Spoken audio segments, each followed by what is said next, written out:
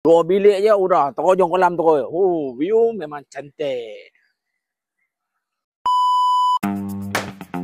Assalamualaikum kembali teman berada kat mana?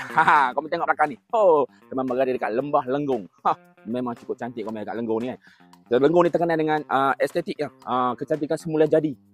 Tengok belakang, cantik. Ni teman nak review kat rumah ya. Satu homestay dekat Kampung Kelantan, Lenggong ni. Jom ikut teman. Let's go. Estetik kau Homestay di Tasik nama tempat ni. Kau tengok dengan vibe-vibe kampung, suasana kampung kan. Memang cukup cantik. Estetik kau nampak ni. Cukup lawa kalau bahasa kampungnya. Kau tengok. Memang buat khas untuk kau ni kan. Memang sesuai untuk kalau family trip ke, reunion ke, kalau kau nak cuti-cuti santai kan. Inilah tempat kau. Paling menarik memang ada kolam. Sesuai untuk orang dewasa pun boleh, untuk kanak-kanak pun boleh. Kau tengok dengan view yang cantik lagi. Apa nak lagi? Kalau bilik memang ada dua jenis bilik. Ada bilik besar ataupun bilik kecil. Dia panggil rumah lah, rumah besar, rumah kecil. Ini rumah besar. Ada ruang tamu, ada ruang makan, ada dapur, lengkap. Lepas tu ada bilik ada dua jenis. Ada dua bilik lah. Ada dua ada kata queen. Ada aircon lengkap nampak. Bilik air pun cukup kemah, bersih nampak. Apa nak lagi kau weh? Ini bilik satu lagi nampak. Besar. Yang ini rumah kecil. Rumah kecil ni sesuai lah untuk family kecil. Komen tu kalau komen nak pergi ke Lenggong hantu anak, komen pergi ke MRSM tu kan. Boleh singgah sini. Nampak di sini ada dua bilik. Satu bilik yang katil single, satu lagi katil queen. Tempat ni memang strategik komen. Kalau kau nak rehat-rehat, kau on the way nak pergi ke Pantai Timur tu kan, sambil-sambil tu boleh datang sini rehat dengan merasai suasana kampung tenang-tenang kan.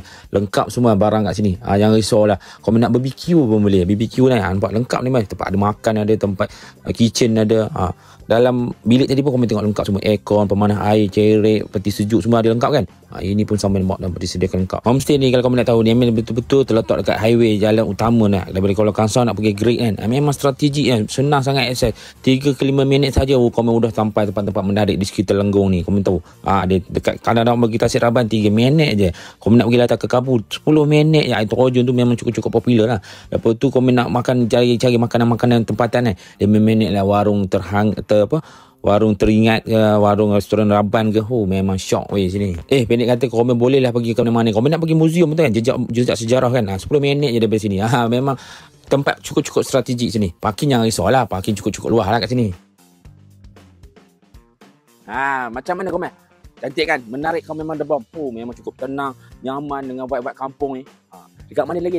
Di Tasik Homestay, Kampung Kelantan Lenggong ni. Ada kolam, ada tempat BBQ. Ini estetik kau cantik. Alright, boleh kontak nombor bawah ni. Okay, jangan lupa terus like, share dan follow. Salam perak.